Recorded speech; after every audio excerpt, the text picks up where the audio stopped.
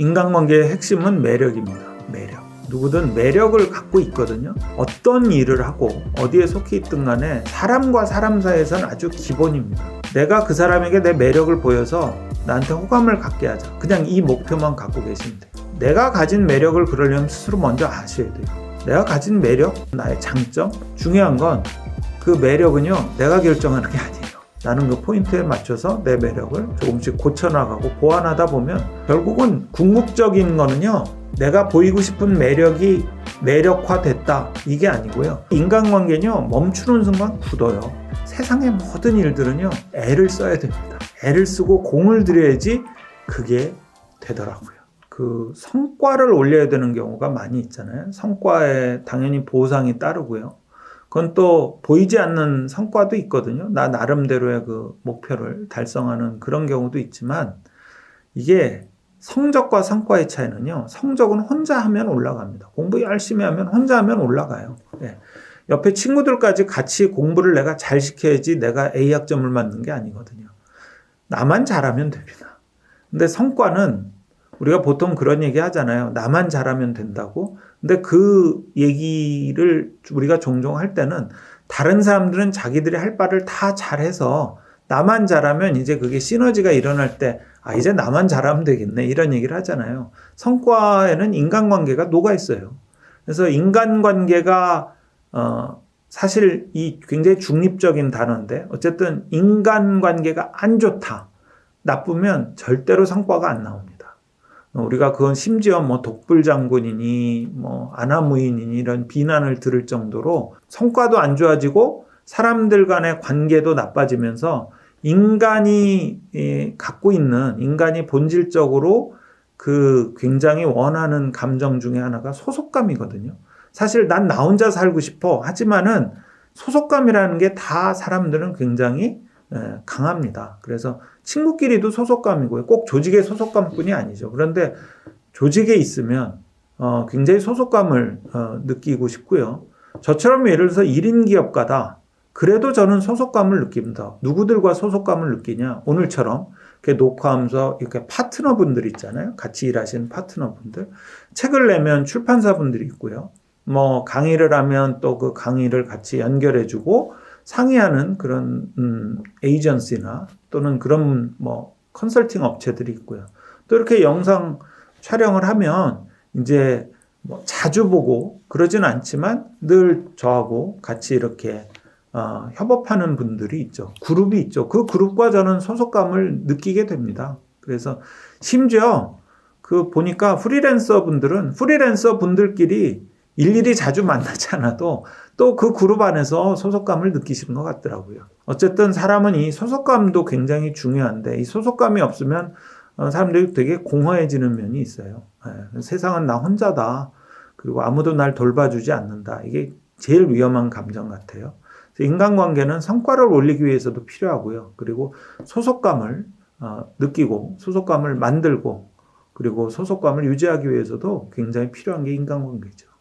인간관계의 핵심은 매력입니다. 매력. 누구든 매력을 갖고 있거든요. 근데 그 매력을 보여서 결국은 상대가 그 매력에 대해서 호감을 느끼게 하는 것. 이거는 정치인이든 경제인이든 아주 뛰어난 뭐 인플루언서든 정말 어떤 일을 하고 어디에 속해 있든 간에 사람과 사람 사이에서는 아주 기본입니다. 그냥 누군가를 오늘 만나시잖아요. 일로 만나실 계획이 있으시면 내가 그 사람에게 내 매력을 보여서 나한테 호감을 갖게 하자. 그냥 이 목표만 갖고 계시면 돼요. 말하기가 상대를 이해시키고 설득시켜서 동의를 얻어내서 내 편을 만드는 거다.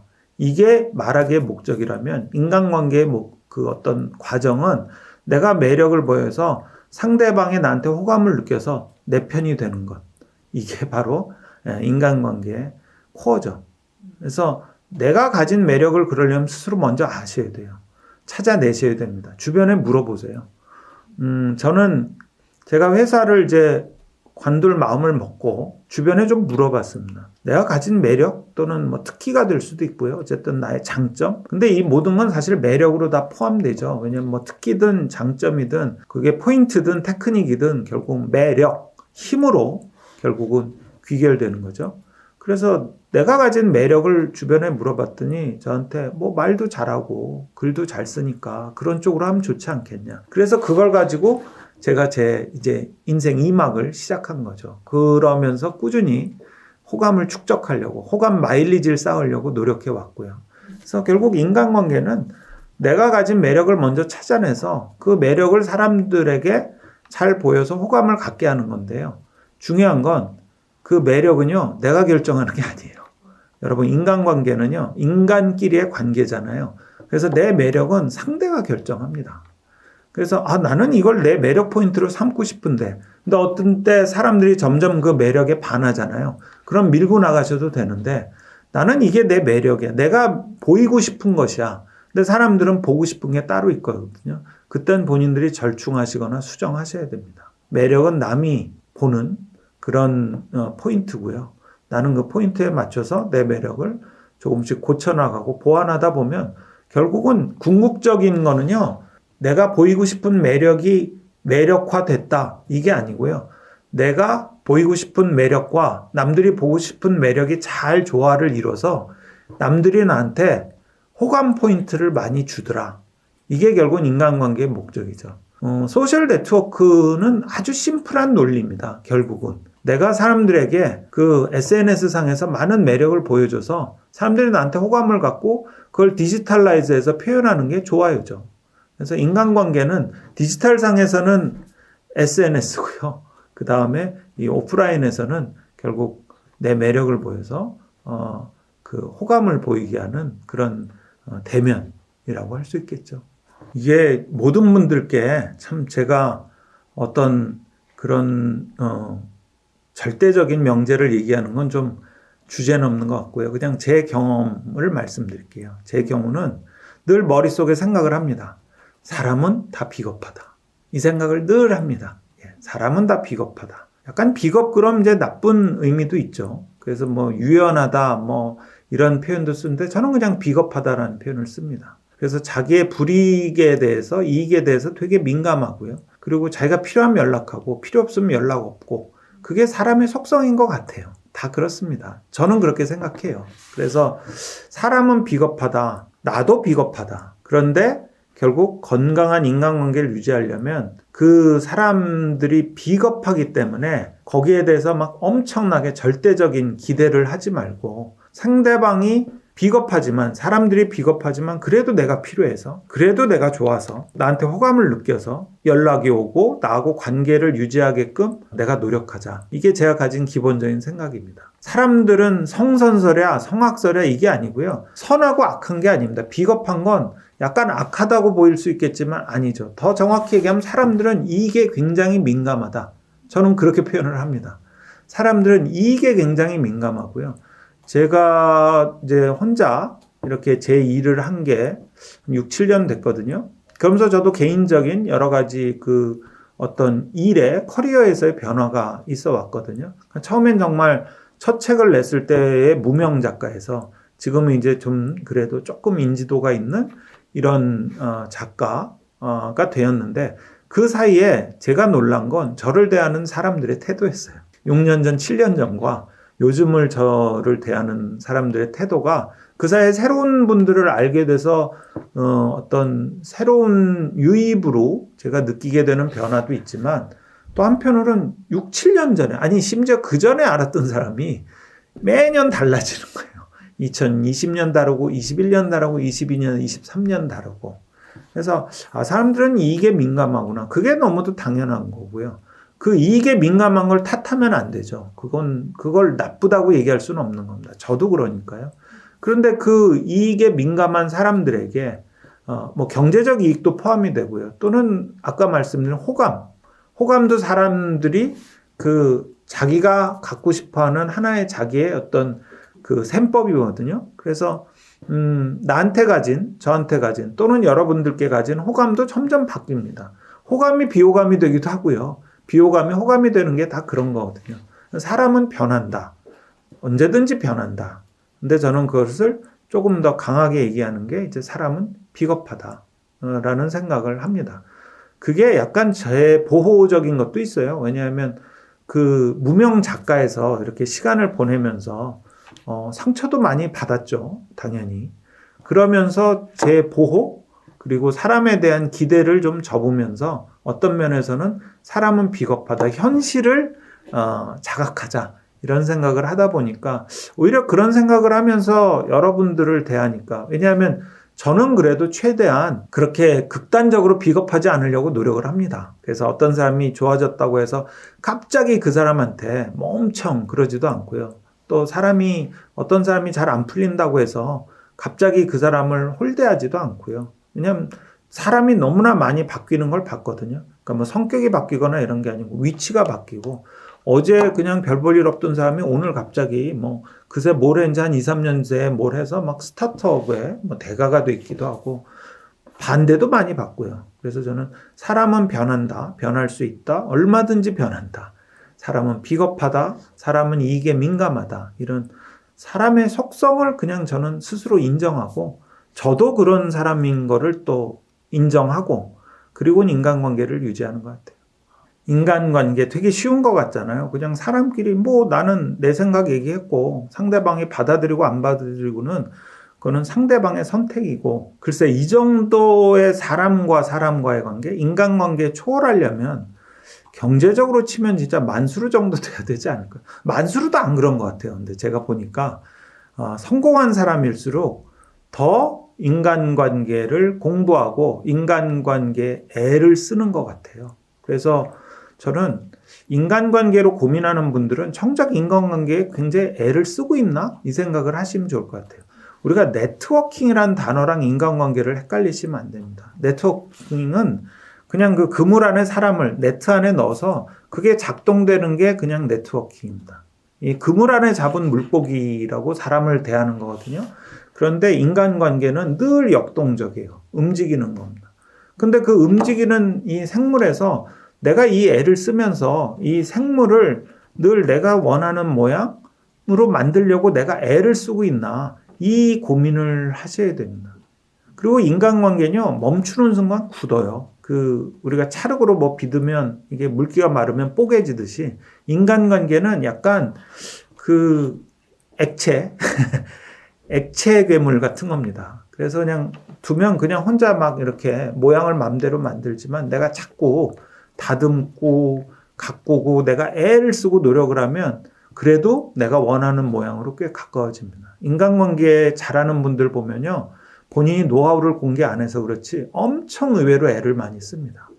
늘 조그만 것도 생각하고 챙기고 이러면서 내가 인간관계가 좋은 사람이 되자라고 목표를 세우고요. 진짜 거기에 공을 들여요. 그래서 인간관계 말하기도 그렇고요. 그냥 말 나오는 대로 하지. 인간관계 그냥 내가 원하는 대로 하지. 나랑 맞으면 좋고 안 맞으면 할 수 없어. 이렇게 생각하는 분들은 제 생각에 인간관계가 좋아질 리가 없어요. 세상의 모든 일들은요. 애를 써야 됩니다. 애를 쓰고 공을 들여야지 그게 되더라고요. 사람이 멀어지면요. 불운이 가까이 와요. 사람이 멀어지면 불운이 가까이 옵니다. 무슨 얘기냐면요. 사람을 자꾸 밀어내는 말을 하시면요. 나쁜 사람만 남게 됩니다. 또는 돈은 사람이 갖고 오기 때문에 그 사람을 자꾸 밀어내면 가난, 경제적 어려움이 또 내 주변에 남습니다. 그래서 결국은 사람을 멀어지게 하면 불운 혹은 어려움, 가난 이런 것들이 내 주변에 남게 됩니다. 참 안 좋은 것은 사람을 멀게 만드는 말투입니다. 사람을 멀어지게 하는 거. 그러니까 결국은 되게 좋은 사람들을 옆에 주면 참 좋을 텐데 내가 무언가 말투에 문제가 있거나 그래서 그 좋은 사람들이 떠나면 주변에 남는 건 사기꾼밖에 없어요. 나쁜 사람들, 뭐 나한테 빨대 꽂는 사람들, 나 이용하는 사람들만 남습니다. 왜냐하면 그 사람들은 그런 얘기를 듣고도 자기들이 필요하기 때문에 그냥 머무르는 거죠. 이용이 끝날 때까지. 그래서 사람들을 멀게 만들면 나쁜 사람만 옆에 남고요. 또 사람을 멀게 하면 돈이 없는 사람이 내 옆에 남는 게 아니고요. 사람을 멀리하면 나한테 돈을 뜯어내려는 사람들만 남죠. 그래서 늘 옆에 사람을 많이 두시는 게 좋고요. 그러다 보면 좋은 사람, 나쁜 사람 변별력도 생기고 또 이런저런 얘기도 듣고 자기가 구분도 할 수 있게 됩니다. 그래서 외톨이가 되시면 안 돼요. 외톨이가 안 되는 말, 여러 사람을 함께 옆에 두는 말, 그런 말을 하시기 바랍니다. 그래서 말이 참 중요한 거죠. 사람을 내 곁에 머물게 하셔야 됩니다. 사람이 떠나면요, 사람들이 떠나면 나쁜 사람들만 내 옆에 남습니다. 동물 중에 코가 입보다 더 튀어나온 동물이 사람밖에 없어요. 모든 동물들은 다 코보다 입이 더 나와 있습니다. 왜냐하면 먹어야 되니까. 먹고 살아야 되니까. 근데 사람은 먹는 것보다 말하는 게 더 중요해서 숨 쉬어야 되는 코만 남겨두고요. 이마나 입을 다 넣어서, 턱 부위를 다 넣어서 얼굴의 돌출 부분을 없앤 동물이래요. 우리 예전에 원시인들 보면은 이렇게 약간 원숭이랑 비슷한 골격이었지만 시간이 지나면서 진화하면서 결국 얼굴이 이렇게 다 들어갔죠. 들어가고 최대한 가까이 보려고 진짜 숨은 쉬어야 되니까 코는 놔두고 눈, 그 다음에 뭐 얼굴 이런 다른 부분들이 최대한 소통에 좋게 얼굴이 두개골이 바뀐 동물입니다.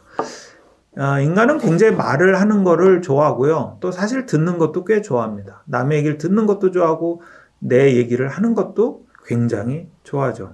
그런데 이 말이 참 중요한 이유는요. 인간끼리 서로 의견을 나누고 뭔가 같이 추진을 하고 인간이 흔히 얘기하는 사회적 동물이라고 하듯이 어떤 사회적 동물로 살아가기에는 유일하게 소통할 수 있는 도구는 말밖에 없어요. 물론 글도 있지 않습니까? 뭐 동영상도 있지 않습니까? 특히 요즘 이제 텍스트, 문자 뭐 이런 것들도 있는데 왜 굳이 말이 중요합니까? 사실 이제 우리가 그 팬데믹 시대에는 만나지 못해서 글이나 또는 뭐 비대면으로 많이 이뤘지만 요즘 보시면 알겠지만 연구 결과에 따라도 사람은 얼굴 보고 얘기하는 게 이메일로 얘기하는 것보다 34배 효과가 높대요. 역시 사람은 사회적 동물이고요. 그래서 떨어져 살다가 점점 뭉쳐서 살고 그러다가 각자 국가를 이루고 민족을 이뤄서 지금은 그냥 서로 다닥다닥 붙어서 살잖아요. 사람이 살 수 있는 곳은 국경이라는 걸 나눴을 뿐이지 따지고 보면 다닥다닥 붙어서 다 살고 있습니다. 그래서 이 인간의 본성 그리고 인간이 하고자 지향하고자 하는 그런 여러 가지 활동들을 유일하게 이어주는 연결고리가 말이기 때문에 사람한테 말하기는 굉장히 중요합니다. 저는 나는 별말 안 했는데 이게 다 이루어졌네 하는 분들은 둘 중에 하나인 것 같아요. 아주 겸손하거나 아니면 거짓말이시거나. 무엇든지 이루려면 먼저 충분히 말을 나누고 대화를 하고 뜻이 통해서 합치가 돼서 합의가 돼서 또는 내 편이 돼서 동의를 해서 이루어지는 것이 사람의 활동, 사람의 삶입니다. 제가 이제 말하기 원칙이라는 책을 써서 많은 분들이 이제 저한테 말하기도 물어보시고요. 또 실제로 유튜브에서 일부 뭐 50만, 100만 나온 유튜브들 보면 제가 출연했던 유튜브 보면 말하기에 관한 게 많아요. 그런데 이 말하기는 누구든 간에 이 말을 왜 하는지에 되게 좀 한번 관심을 가져보셔야 돼요. 말은 왜 할까요? 그냥 의사소통하려고? 이거 너무 추상적이죠. 그럼 그냥 손짓 발짓으로 해도 될 겁니다. 그냥 의사소통하려면 우리가 외국 가서 말 안 통해도 음식 다 시켜 먹고 뭐 필요한 거 다 살 수 있듯이 손짓 발짓이면 되겠죠. 말은요, 결국 그 말을 통해서 내 편을 만들려고 하는 겁니다. 말은 내 편을 만들기 위해서 하는 거다. 딱 메모를 하시면 좋겠어요. 말은 상대를 이해시키고 설득시켜서 나와 동의하게 만드는 겁니다. 아니면 내가 상대에게 동의하거나 아니면 둘 다 중간 지점에서 만나서 합의를 하는 것이죠. 그게 바로 말하기의 이유입니다. 이해, 설득, 동의. 결과적으로는 내 편. 말은요, 해서 이기는 게 아닙니다. 보통 우리가 말로 이겼다고 하는데 말로 이기고 마음에서 진 경우가 허다합니다. 말싸움에서 이겼지만 결국 친구랑 우정이 깨지거나 절교하거나 또는 말로는 이겼지만 결국 경제적으로 손해보거나 다 소용이 없죠. 말은 우리가 흔히 말 자체를 되게 특별하게 생각하거든요. 뭐 소통, 커뮤니케이션인데 말은요, 결국 말하고 듣는 겁니다. 말하기와 듣기가 의사소통의 99%고요. 물론 바디랭귀지나 여러 가지 몸짓 언어는 저는 그게 말하기라고 생각을 합니다. 때론 듣기도 되죠. 결국 말하고 듣는 겁니다. 사람한테 입과 귀가 있듯이 말하고 듣는 게 소통이고요. 그럼 말하기의 목적은 뭘까? 리더도 마찬가지입니다. 결국 내 편을 만드는 것. 리더가 자신이 세운 성과에 자신의 역할을 잘 담아서 우리 팀원들을 끌고 갈 수 있게 팀원들을 움직이고, 우리가 흔히 얘기하는 동기부여죠. 그들의 사기를 높여주고 그들의 마음을 사서 그들과 함께 같은 방향으로 가기 위해서 쓰는 방법, 도구, 인간이 가진 아주 소중한 도구, 그게 바로 말하기입니다. 이게 이제 말하기의 목적이 여러 가지죠. 제가 이제 미국에서 유학할 때는 교수들은 일부러 계속 질문을 하죠. 답변을 끌어내기 위해서. 그들은 대부분 듣습니다. 그 시간에 뭔가 발표를 들어야 될 시간에는 계속 소크라테스식 질문을 해서 계속 드러내죠. 듣고 그 속을 어떻게 꺼내와서 그런 속생각을 읽죠. 반대로 또 자기 주장을 펼쳐야 될 때는 강하게 얘기를 해서 그거를 상대방에게 주입시키는 경우가 있죠. 근데 이제 저 같은 경우는 좀 몰아서 하는 편입니다. 그러니까 상대방의 얘기를 들어야 될 때는 정말 열심히 듣습니다. 그냥 그 얘기를 쭉 듣습니다. 상대방이 난 진짜 오늘 할 얘기 다 했어. 이게 내가 얘기하고 싶었던 거야 라고 할 때까지 몰아서 듣습니다. 그 다음에 내가 얘기를 해야 될 때는 아마 이게 제 직업과도 관계가 있을 수 있고요. 제 스타일과도 관계가 있을 수 있는데 제가 얘기를 해야 될 때는 또 몰아서 합니다. 그러다가 맨 끝에는 이제 그 대화의 끄트머리에는 이제 한 번씩 주고받는 거죠. 그래서 나는 이런 얘기를 했고 상대방은 또 나한테 이런 얘기를 자기는 했고 이렇게 해서 정리를 하는 거죠. 둘 중에 하나가 얘기를 그냥 끝내는 것, 말하는 사람이 끝내거나 듣는 사람이 끝내는 말하기는 좋은 것 같지 않아요. 그러니까 열심히 얘기를 하면서 맨 끝에 내 얘기 무슨 얘기인지 다 알겠지. 이거 안 좋고요. 그냥 내내 듣는 사람이 듣다가 맨 끝에 무슨 얘기인지 알겠습니다. 이러고 끝내는 것도 좋은 것 같지 않아요. 서로 뜻이 통했는지 그 말의 의미가 통했는지 서로 이렇게 티키타카로, 좋은 티키타카로 이렇게 확인하는 게 굉장히 중요합니다. 그 말의 과정에는 저는 좀 몰아치기 스타일입니다. 몰아서 듣고요. 몰아서 말합니다. 그래서 시간으로 따지면 4분 듣고 4분 말하고 2분 서로 의견을 질문하고 대답하고 하면서 정리하는 이 정도 비율로 하는 것 같아요. 어떤 태도를 갖냐에 따라서 거기에서 이제 행동이 나오게 됩니다. 그 다음에 그 행동이 자동화되면, 습관이 되면 성공한 사람은 습관의 주인이고 실패한 사람은 습관의 노예다라는 말처럼 결국은 어떤 습관을 갖느냐가 그 사람의 운명, 데스티니를 결정합니다. 사람에게, 특히 리더에게 있어서는 모든 것의 출발점은 결국 태도고요. 저는 갈망을 권합니다. 리더가 만족하고 멈추잖아요. 그러면 조직도 똑같이 멈춥니다. 급변한 세상에서 새로운 것에 대해서 호기심을 멈추지 않는 거죠. 리더는 등받이가 없는 의자에서 일하셔야 된다고 생각해요. 리더가 등받이에 이렇게 기대시고 뒤로 누우시는 순간 조직도 들어눕습니다. 우리가 보통 이제 덕목, 그러면 어떻게 보면 이제 리더가 갖춰야 될 요소라고 할 수 있는데요. 크게 3가지로 저는 봅니다. 우선 리더는 실력이 있어야겠죠. 실력. 당연히 실력이 있어야겠죠. 역량이 있고, 자신의 지식도 있을 거고요. 경험도 있을 거고. 이 모든 게 이제 실력에 들어갑니다. 두 번째는, 리더라면 당연히 성과가 있어야 됩니다. 그가 올린 성과가 있어야겠죠. 그래야지 많은 또 팔로워들이, 추종자들이, 또 팀원들이 그 리더를 따를 테니까요. 세 번째는 저는 태도라고 봅니다. 리더가 갖춰야 될, 제가 생각하기엔 가장 중요한 그 덕목은 리더가 갖춰야 될 올바른 태도라고 봅니다. 실력은 쌓으면 되고요. 그리고 성과는 그 실력이 잘 발휘되면 결과적으로 나오는 거거든요. 그런데 그 찰스 스윈돌이라는 분이 한 얘기처럼 세상에 일어나는 일은 10%고 나머지 90%는 그 일에 대한 우리의 반응이다. 즉 세상사에 대한 반응이 90%다. 우리는 태도의 주인이다. 이 말처럼요. 사실 리더는 자신이 어떤 태도를 선택하냐에 따라서 조직의 운명도 결정되고요. 또 성과도 결정되고요. 당연히 자기가 갖추게 되는 실력도 어떤 모양으로 이렇게 이루어질지 그 모든 것이 리더의 태도에서 시작된다고 저는 생각을 합니다. 그래서 저는 태도가 가장 리더가 갖춰야 될 실력, 성과를 넘어서는 중요한 덕목이 아닌가 싶습니다. 태도를 그냥 우리가 포털에 쳐보면요. 모양새, 자세, 마음, 생각, 입장 이런 걸 다 태도라고 합니다. 사실 태도가 굉장히 포괄적인 거거든요. 우리가 어떤 태도를 갖냐에 따라서 어떤 애티튜드를 갖냐에 따라서 거기에서 이제 행동이 나오게 됩니다. behavior. 그 다음에 그 행동이 자동화되면 습관이 되면 우리가 그걸 커스텀이라고 부르고요. 성공한 사람은 습관의 주인이고 실패한 사람은 습관의 노예다라는 말처럼 결국은 어떤 습관을 갖느냐가 그 사람의 운명, destiny를 결정합니다.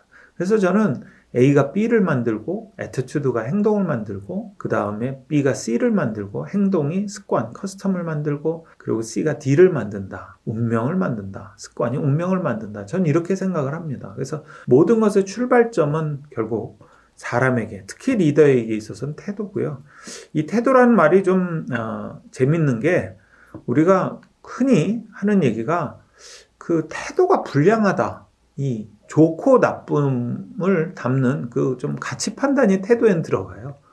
우리가 물론 나쁜 습관, 좋은 습관, 나쁜 행동, 좋은 행동 등등 하지만 이 불량이라는 말은 원천적으로 그것 자체가 잘못되었다.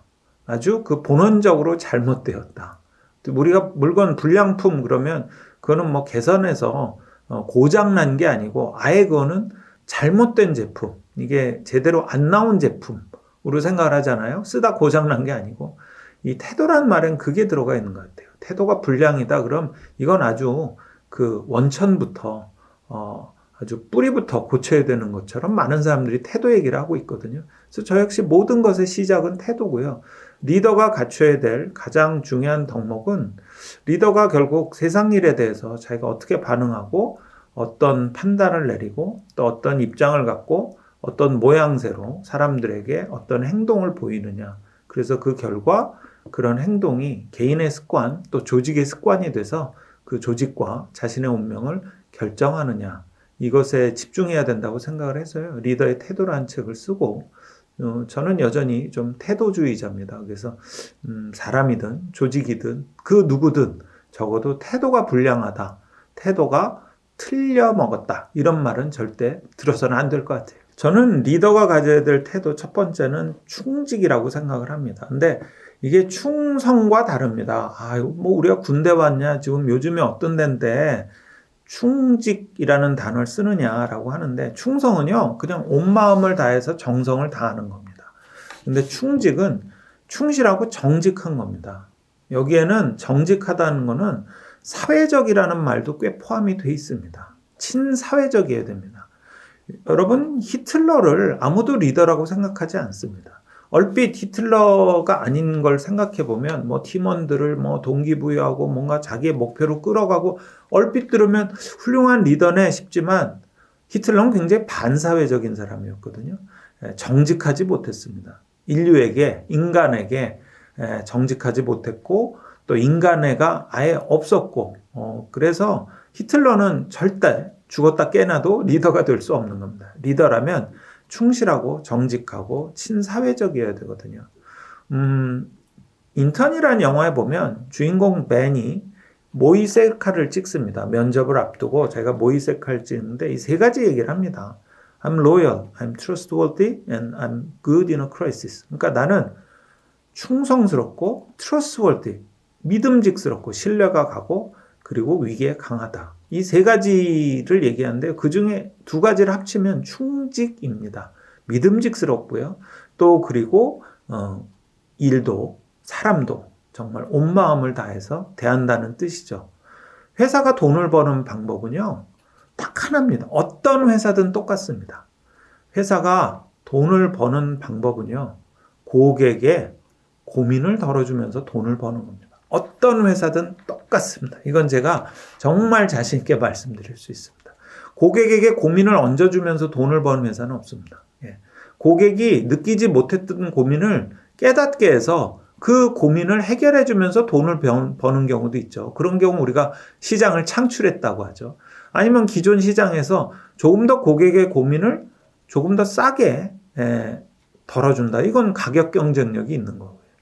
고객의 고민을 덜면서 돈을 버는 것이 이제 회사입니다. 그래서 회사에서는 늘 고객의 문제점을 해결하려고 노력을 하고요. 그러다 보면 막연히 그게 그냥 우리가 뭐 열심히 궁리해서 하자 이걸 떠나서요. 진짜 고객의 고민이 뭘까? 진심으로 진정성을 가지고 아주 충직하게 고민을 하고 그것을 해결해 주려는 정말 0.0001리터의 그 끝 방울까지도 공을 다 하는 그런 충직함이 있을 때 그 회사든 또 그 안에 리더와 또 여러 팀원들도 좋은 성과를 거둘 수 있을 겁니다. 리더가 가져야 될 두 번째 태도로는 저는 갈망을 권합니다. 갈망. 그러니까 정말 너무 갈증이 나서 너무 목이 말라서 정말 그 어떤 바람이 정말 곧 이게 너무 목이 탄 거. 정말 너무 허기가 진 거. 예전에 히딩크라는 감독이 늘 나는 아직도 배가 고프다 그랬잖아요. 그 늘 허기지고 늘 배고프고 목마르고 이것이 저는 리더에게 필요한 굉장히 중요한 태도라고 생각을 합니다. 리더가 만족하고 멈추잖아요. 그러면 조직도 똑같이 멈춥니다. 리더가 힘든 자리가 그래서 그런 거죠. 근데 여러분들 만약에 나는 리더 안 될래. 그런 분들 요즘 참 많죠. 리더 굳이 뭐하러 피곤하게 리더가 돼서 무엇 하나. 그러면 리더를 안 하시면 되고요. 또 설사 리더라 하더라도 난 그렇게 피곤하게 안 살래. 그러면 그 왕관의 무게가 무거우시면 왕관을 내려놓으시면 됩니다. 근데 저는 적어도 그 세상을 살면서 여러분들이 물론 여러분들이 혼자 열심히 사시는 것도 너무도 훌륭한 리더입니다. 훌륭한 셀프 리더인데요. 그래도 여러분들이 선한 영향력이나 이 세상에 태어나서 한 번은 내 삶인데 그 누군가에게 계속 도움을 주고 또 그들에게 내가 좋은 영향을 끼치고 롤 모델, 여기서 롤이 역할이잖아요. 역할 모델이 되어주는 것이 굉장히 의미 있다고 생각을 합니다. 나 혼자 살라고 이 세상에 태어난 건 아니다. 저는 가끔 그런 생각을 하거든요. 그래서 리더는 참 피곤하고 왕관도 무겁고 번거로운데 그거는 혼자 이렇게 지낼 때 그럴 때는 이제 그런 피곤함을 벗어 던질 수 있겠지만 내가 살면서 내 가족, 내 친구, 내 동료 또는 나를 보는 많은 사람들을 위해서 내가 어떤 성취감 또는 보상 또는 도움을 주려고 한다면 나는 늘 배가 고프고 목이 말라야 되는 거죠.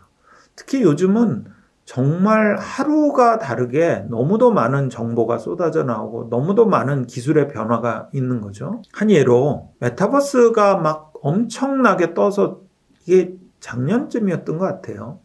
그런데 메타버스를 진짜 메타버스에 저 같은 경우는 미음자도 알기 전에 인공지능이 나왔어요. 그런데 지금의 어떤 조직이나 기업을 잘 운영하는 분들 보면 메타버스가 나왔을 때 빨리 습득하시고 그 원리를 빨리 익히시더라고요. 늘 배가 고프고 늘 목이 마르고 급변한 세상에서 새로운 것에 대해서 호기심을 멈추지 않는 거죠. 리더는 등받이가 없는 의자에서 일하셔야 된다고 생각해요. 리더가 등받이에 이렇게 기대시고 뒤로 누우시는 순간 조직도 들어눕습니다. 리더는 등받이 없는 의자, 심지어 제일 높은 리더, 혹시 이거 보시는 사장님 계시면 그 사장님은 의자 없이 일어나서 일하셔야 돼요. 하루 종일 서서.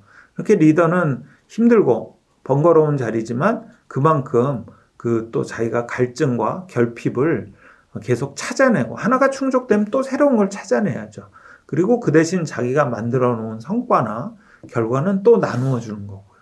그래서 갈망 그러면 보통 그냥 끊임없이 도전하는 사람을 생각하기 마련인데 거기에서는 내가 계속 새로운 갈증을 찾는다는 의미가 있고요. 이미 내가 이뤄놓은 것은 자꾸 나누어 주셔야 됩니다. 자꾸 나누면서 또 나는 더 고독하게 늘 새로운 갈증을 찾아서 그 갈증을 채울 방법을 찾으면 그것을 또다시 동료나 구성원, 팀원, 주변과 나눠야 되는 거죠. 이렇게 생각하시면 될 것 같아요. 사막에서 내가 너무 목이 말라서 오아시스를 찾았잖아요. 그럼 그 오아시스는 다른 사람들에게 알려주시고 그들이 목을 축이게 하고요. 내가 찾은 거니까 그리고 이렇게 퍼질러 앉아서 나 혼자 물 먹지 마시고요. 리더는 또 새로운 오아시스를 찾아서 그 부글에 목마른 사람들에게 또 오아시스를 파줘야 되는 거죠. 급변하는 세상에서 리더가 멈추지 않아야 될 태도는 늘 결핍을 찾아서 그것을 채우고 그 채운 결과물을 다시 구성원들에게 나눠주는 그런 갈망의 태도라고 생각을 합니다. 우선 리더분들, 잘된 리더들을 보면 본인이 그 일을 게을리하겠다 또는 일을 이렇게 좀 성의 없이 하겠다는 생각은 한치도 안 하시는 것 같아요. 물론 그러다 보면 뭐 너무 마이크로 매니징이다, 사장이냐 대리냐 막 이런 얘기도 하지만 사실 리더들은 제가 그 리더의 태도에서 강조한 첫 번째 태도, 충실하고 정직하게 모든 일과 사람을 대해야 합니다. 특히 일에 대해서 거짓말을 하거나 일을 그렇게 정성스럽지 않게 대하면 결국 일도요, 그 리더를 그렇게 대하거든요. 성의 없이, 그 다음에 결과 없이. 세상에서 가장 나쁜 벌레가 대충이라고 하잖아요. 그 대충이란 말처럼 리더가 일을 대충 하거나 사람을 대충 대하면 결국 그건 반드시 부메랑으로 돌아오더라고요. 그래서 제가 본 그 리더, 잘된 리더, 현재까지도 오랫동안 리더의 자리를 유지하고 있는 그 리더들은 보면 자기가 일이든 사람이든 대충 하거나 게을리하지 않더라고요. 끝까지 자기가 리더의 자리에 있는 한은 끝까지 열심히 하더라고요. 빌 게이츠라는 그 사람, 한 사람을 보면요. 이 사람이 MS를 자기가 창업을 하고 MS의 회장으로 있는 동안 MS의 발전을 위해서 엄청 열심히 노력을 했죠. 그래서 회사는 물론 여러 그 부작용도 있었겠지만 회사는 엄청나게 크게 성장을 했습니다. 지금 빌 게이츠는 어떤 봉사재단의 이사장이에요.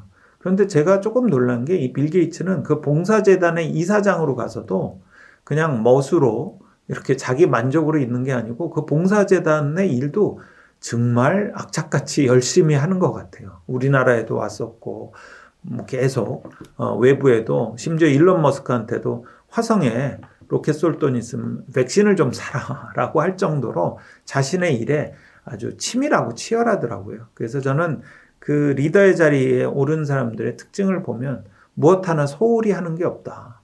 여러분 그 존윅이라는 영화 최근에 존윅 4를 개봉해서 저는 그 영화 대사 중에 되게 그 인상적인 게 있었어요. How to do anything is how to do everything 이라는 단어가 나오는데요. 한 가지를 보면 10가지를 안다. 한 가지 태도를 보면 10가지 태도가 나온다. 이런 말이 그 영화에서 몇 번 반복됩니다. 그것처럼 결국 리더는 어느 것 하나 소홀히 하지 않는 그런 리더가 훌륭한 리더고요. 저는 지금 그 높은 자리에 있는 또는 성과를 충분히 이룬 또 돈이나 어떤 위치와 관계없이 정말 어떤 소셜 리더라고 할 수 있는 그런 훌륭한 분들을 뵈면 이거 내가 예전에 한 일이고 이제 내가 이 일할 분번이냐 이런 얘기 안 하세요. 그분들은 여전히 자그마한 것부터 큰 것까지 위임을 하지만 늘 본인이 해야 될 때가 오면 어떤 작은 일이라도 기꺼이 본인이 또 그 아주 충직하게 일을 하시더라고요. 그래서 훌륭한 리더들의 특징은 끝까지 최선을 다한다. 그것도 꼼꼼하게 최선을 다한다. 대충 하지 않는다. 이건 것 같아요.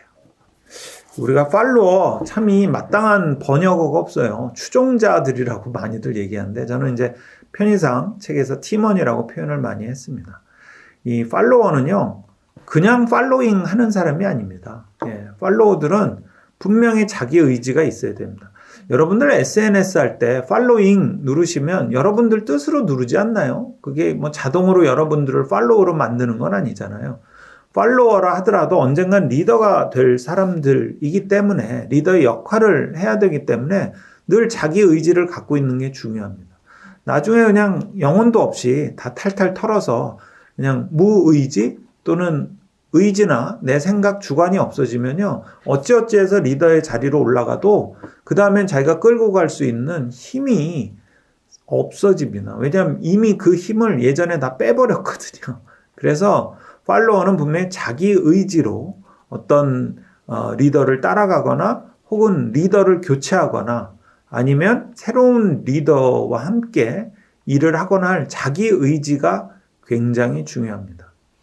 또 하나는 아직은 리더가 아니기 때문에 팔로워는 그 어떤 문화나 또는 현실에 분명히 좀 양보해야 되는 부분이 큽니다. 리더가 있고요. 팔로워가 있고요. 그리고 매니저가 있습니다.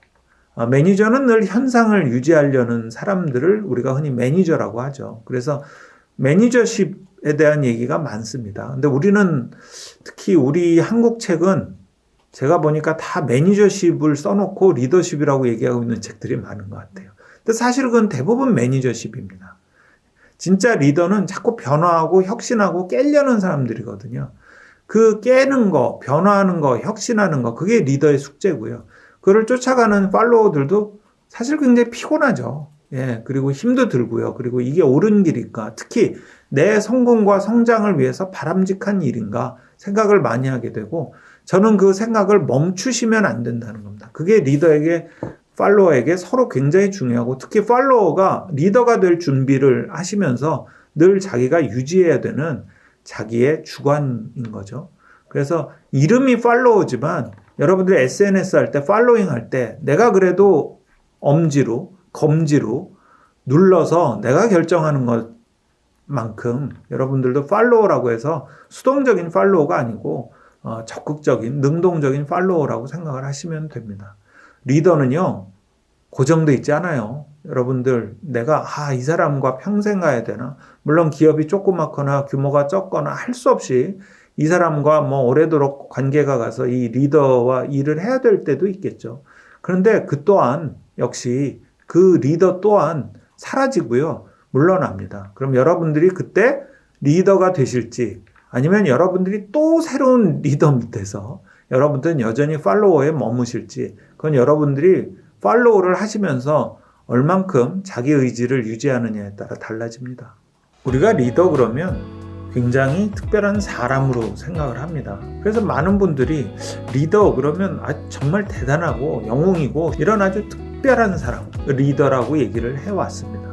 그런데 이제 시대가 너무 다양해지고 그때와는 비교할 수 없는 다양한 산업 형태도 등장을 했습니다. 굉장히 세분화되었고요. 그리고 또 자기가 하는 일들도 무척 다양해졌습니다. 그래서 저는 제가 생각하는 리더란 자신의 역할을 잘 해내는 사람, 사회의 환경, 비즈니스의 환경을 무시한 채 시대 정신을 못 읽고 본인이 여러 개인적인 이유로 조직의 부도덕함이나 비윤리성을 그냥 눈 감고 간다면 저는 이게 리더가 무능한 거라고 봐요. 우리가 리더 그러면 굉장히 특별한 사람으로 생각을 합니다. 예전에 토마스 칼라일이라는 역사학자가 리더란 누구다 이렇게 얘기했는데, 대표적인 리더가 그리스 신화에 나오는 오딘을 얘기했습니다. 그 토르의 부친으로 영화에서도 묘사되고 있죠. 그런데 이 그리스 신화에 나오는 거의 신적인 존재, 신이죠. 이런 신적인 존재만이 리더다, 이렇게 연구가 되었고, 그래서 많은 분들이 리더 그러면 정말 대단하고 영웅이고 슈퍼맨이고 우리가 따라갈 수 없는 카리스마를 갖고 있고 이런 아주 특별한 사람, 플라톤이 얘기한 철인을 우리가 리더라고 얘기를 해왔습니다. 그런데 이제 시대가 너무 다양해지고 너무 복잡해지고, 그리고 그 사이에 디지털 기술도 발전했고요. 그때와는 비교할 수 없는 다양한 산업 형태도 등장을 했습니다. 굉장히 개인 세분화되었고요. 그리고 또 자기가 하는 일들도 무척 다양해졌습니다. 리더십이 그동안 수없이 변신한 건 말할 것도 없고요. 그래서 저는 제가 생각하는 리더란 자신의 역할을 잘 해내는 사람, 즉 역할에 방점을 찍습니다. 이상적으로는 리더는 자신의 역할이 끝나면 내려놔야죠. 본인이 내려와야죠. 그러니까 역할은 어떻게 정의가 되냐면요, 성과가 또렷이 이렇게 보일 때, 그때 역할이 정의가 됩니다. 그러니까 내가 해야 될 성과가 뭐겠다. 예를 들면 내가 유튜브를 하는데 구독자가 100만이 되면 그때는 내가 더 이상 직접 진행하지 않고 그때는 많은 다른 분들이 패널과 게스트로 오셔서 이분들이 이제 얘기거리를 좀 많이 꾸며가야겠다. 하지만 100만이 될 때까지는 내 역할은 유튜브를 키우는 거다. 뭐 한 예로 이렇게 생각하실 수 있잖아요. 그럼 만약에 유튜브가 100만이 됐다. 그럼 이제 자신은 예를 들면 그 100만이 될 때까지 많은 소재 고갈도 있었을 거고요. 힘도 들었을 거고요. 또 여러 가지 본인이 힘에 부치는 면도 있었을 겁니다. 그러면 그 다음에는 나는 유튜브 기획자, 유튜브 제작자로 제2의 어떤 리더로서의 삶을 살겠다. 아니면 내가 이제 이 유튜브는 그만하고 유튜브에서 여러 가지 배운 지식을 공유하거나 아니면 나는 또 다른 사업에 도전을 하겠다. 그럼 그때 이제 본인이 그 리더의 자리를 내려놓으시는 거죠. 그러니까 본인이 생각한 성과, 그 성과가 달성이 됐는데 거기서 되게 중요한 리더의 판단 포인트는 뭐냐면요. 더 이상 하기에는 이제 한계 효용 체감의 법칙처럼 내가 더 해도 예전만큼 더 성과가 안 나온다고 생각되면 본인의 역할을 다 한 겁니다. 피터 드러커가 이런 얘기를 했어요. 세상에서 가장 쓸데없는 짓은 안 해도 될 일을 잘하는 거래요. 그게 세상에서 가장 쓸데없는 거랍니다. 그래서 리더도 내가 더 하면 조금이라도 더 하긴 하겠는데 예전만큼 잘할 자신이 없다. 또는 이미 내가 성과를 이뤘다. 몇 가지의 자기가 그 리타이어 포인트를 정하셔갖고요. 이쯤에는 내가 현재 일하는 분야에 있어서는 내가 리더 자리를 내놔야지. 리더를 내려놔야지라고 미리 결정하시는 게 좋습니다. 하는 데까지 해보고 내가 조금이라도 더 할 수 있으면 진짜 끝까지 내가 좀 능력이 붙여도 내가 이건 잡고 놓지 말아야지. 그런 리더는 본인도 불행하고요. 결국은 제가 보니까 뭐 시장이든 비즈니스든 개인적으로도 사람들의 외면을 받더라고요. 무하마드 알리라는 권투 선수가 있었죠. 예전에 굉장히 이름을 날렸던 권투 선수인데 그 무하마드 알리는 나중에 굉장히 여러 가지 그 뇌의 충격으로 몸이 불편해지죠. 그 무하마드 알리가 조금만 더 권투를 일찍 관뒀더라면 지금 그런 후유증에 시달리지 않을 거라는 그런 뉴스가 있었습니다. 그래서 리더도요, 자기가 이렇게 내려놔야 될 때, 물러나야 될 때, 그때를 아셔야 됩니다. 근데 우리가 그 리더가 물러난다, 내려놓는다 그러면은 마치 사회에서 그냥 세상 뒤로 은퇴하는 것처럼 얘기를 하는데요. 그렇진 않아요. 세상의 무대는 정말 수십 개, 수백 개입니다. 저도 직장 생활을 24년 정말 열심히 했거든요. 예. 포스코, 현대차 이런 대기업에서 열심히 했는데 그리고 나서 다시 무대를 옮겼더니 그 무대에서 또 제가 할 일이 많고 저도 그 분야의 리더가 되기 위해서 지금도 열심히 살고 있는 거죠. 그래서 리더가 자기가 결정하는 포인트, 내가 이번 연극에서 내 역할을 다 했으니 나는 다른 무대에 가서 다른 배역을 또 맡아서 잘해내야지. 이렇게 생각하는 포인트를 미리 결정하셨으면 좋겠습니다. 저는 그 1900년대 초반 활동했던 어니스트 셰클턴이라는 영국의 탐험가를 굉장히 좋은 리더라고 생각을 합니다. 어니스트 셰클턴은 사실은 그 로알 아문센과는 달리 남극 정복에는 실패했다 이렇게 얘기를 하고 있는데요. 어니스트 셰클턴이 거둔 성과는 사실 놀랍습니다. 석탄도 발견했고요. 그리고 꽤 남극의 여러 지점도 사실은 정복을 했죠. 그런데 무엇보다도 이 어니스트 셰클턴이 훌륭한 그런 리더라고 생각되는 건 자신의 역할을 충분히 그때그때 자기가 보강하고 보완하고 때로는 방향을 틀면서 피보팅을 하면서 자신의 역할을 해냈다는 거죠. 어니스트 셰클턴은 사실은 탐험대원들의 목숨을 보장하지 못한 채 남극의 정복을 위해서 끝까지 갈 수는 있었습니다. 그런데 이 셰클턴은 그러지 않았어요. 가다가는 다 우리 탐험대원들이 죽겠다. 그래서 내가 남극의 극점까지 정복하는 것은 포기하고 그래도 우리 팀원 전원이 생還해서 살아서 돌아오는 것이 좋겠다라고 목표를 바꾸고요. 자신의 역할을 팀원들을 전부 다 살려서 무사히 복귀시는 걸로 자신의 역할을 바꿨죠. 그리고 실제로 그의 팀원들은 무사히 돌아왔고요. 거기서 이제 어니스트 셰클턴이 한 얘기가 유명한 얘기가 있죠. 죽은 사자보다 산 당나귀가 낫다. 이런 얘기를 하면서 자신의 목표를 스스로 수정하고 개선하고 또 조정하면서 자신의 역할에 집중했던 훌륭한 탐험가고요. 사실 이 어니스트 셰클턴은 1999년인가요? BBC에서 뽑은 가장 훌륭한 탐험가 중에 한 명으로 뽑혔죠. 저는 리더란 자신의 역할을 언제든지 조정하고 수정하고 그리고 공동의 목표를 새로 세워서 그 목표대로 추진하는 사람, 그런 역할을 잘 해내는 자가 바로 훌륭한 리더가 아닌가 싶습니다. 저는 부도덕함도 무능이라고 생각을 합니다.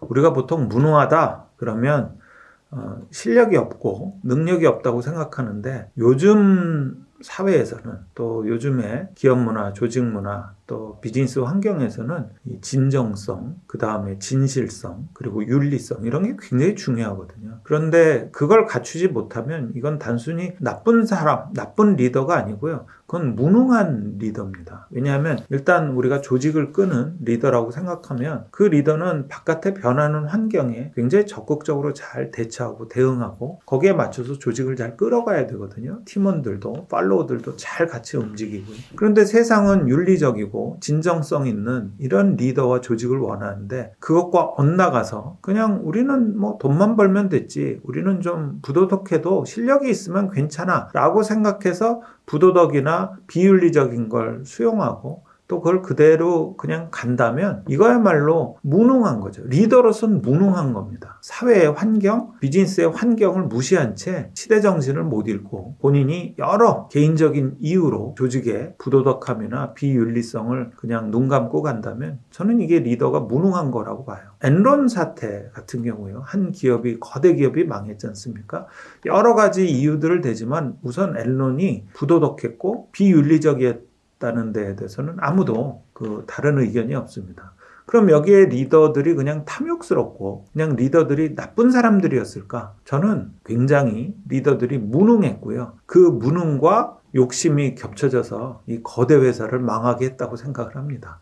그래서 저는 부도덕도 무능이고 오히려 최고의 무능함이 부도덕함, 비윤리적인 거라고 생각하고요. 그래서 저는 리더의 무능은 일단 리더가 자신이 가진 또 조직이 가진 비윤리성이나 부도덕함부터 없애는 거, 거기서 시작돼야 되지 않을까 싶습니다. 리더의 태도라는 책은요, 현재 리더거나 리더가 되고 싶은 분들 아니면 자기 삶에 리더가 되고 싶은 분들 전부 다 읽으시면 좋습니다. 제 책은 어떤 특별한 조직에서 매니지먼트 또 매니저십에 관한 얘기가 아니고요. 제가 초반에 썼던 책들과 궤를 같이 하는데요. 제가 첫 책은 팔로우십에 관한 거였고요.